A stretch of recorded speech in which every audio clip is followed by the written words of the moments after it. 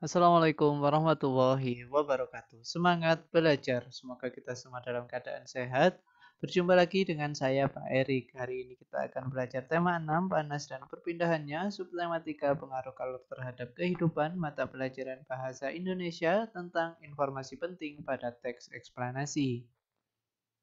Sebelum kita mulai belajar, agar apa yang kita pelajari bisa menjadi ilmu yang bermanfaat dan di setiap detiknya bisa menjadi pahala bagi kita semua, mari kita awali dengan membaca basmalah terlebih dahulu. Bismillahirrahmanirrahim. Oke, alhamdulillah. Tujuan pembelajaran pada pertemuan kita kali ini yaitu mengetahui pengertian tentang teks eksplanasi dan contohnya serta cara menemukan informasi penting. Kita langsung ke materi. Pengertian teks eksplanasi. Teks eksplanasi adalah teks yang berisi penjelasan tentang suatu fakta yang terjadi di sekitar. Teks eksplanasi juga berisi penjelasan atas sebuah kejadian atau fenomena yang berkaitan dengan alam, sosial, dan budaya. Teks eksplanasi adalah teks yang berisi tentang proses mengapa dan bagaimana kejadian alam, sosial, budaya dapat terjadi. Teks eksplanasi dapat kita jumpai pada media cetak dan media elektronik. Tujuan dan ciri-cirinya.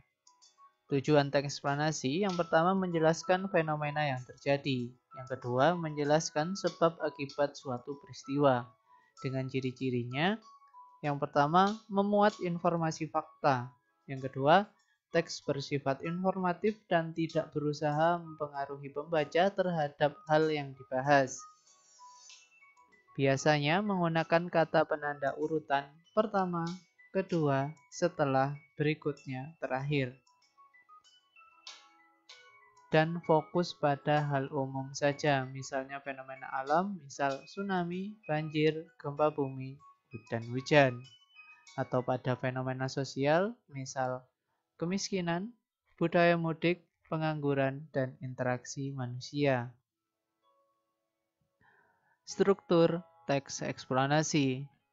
Yang pertama, pernyataan umum atau pembuka, yaitu pernyataan yang bersifat umum atau sebagai pengenalan topik yang dibahas dalam teks. Yang kedua, deretan pernyataan penjelas atau isinya, yaitu informasi tambahan atau informasi pendukung atau informasi lanjutan dari pernyataan umum. Biasanya bersifat lebih khusus, misalnya rincian tentang proses atau sebab akibat terjadinya suatu yang berhubungan dengan topik. Yang ketiga, kesimpulan atau penutup, yaitu hasil akhir dari pernyataan umum dan deretan penjelas atau sebagai intisari atas pernyataan dalam teks. Ini adalah contoh teks eksplanasi tentang pelangi, dan tiap paragraf tersusun atas struktur dari teks eksplanasi. Pada paragraf pertama, itu pernyataan umum sebagai pembukanya.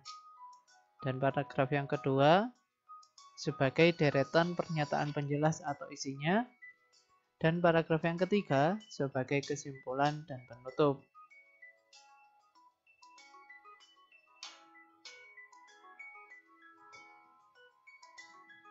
Cara menemukan informasi penting pada teks eksplanasi. Yang pertama, membaca teks dengan seksama. Yang kedua, pahami makna setiap kalimat pernyataan umum, deretan penjelas, dan kesimpulan. Yang ketiga, temukan kalimat utama atau gagasan pokok dalam setiap paragraf.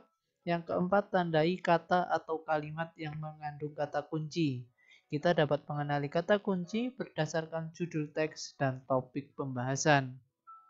Yang kelima, buat beberapa pernyataan berdasarkan topik teks yang mengandung unsur adik simba atau apa, di mana, kapan, siapa, mengapa, dan bagaimana.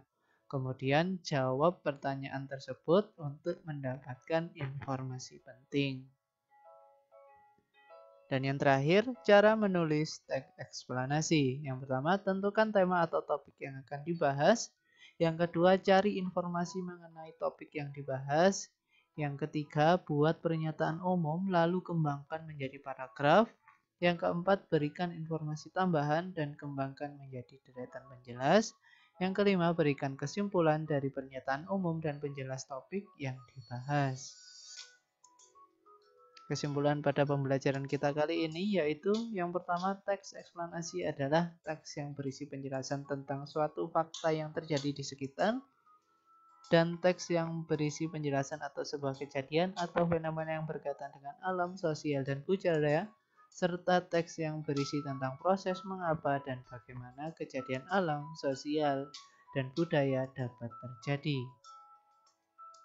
Terima kasih, semoga bermanfaat. Sampai jumpa di pembelajaran selanjutnya. Tetap sehat dan tetap semangat. Saya akhiri. Wassalamualaikum warahmatullahi wabarakatuh.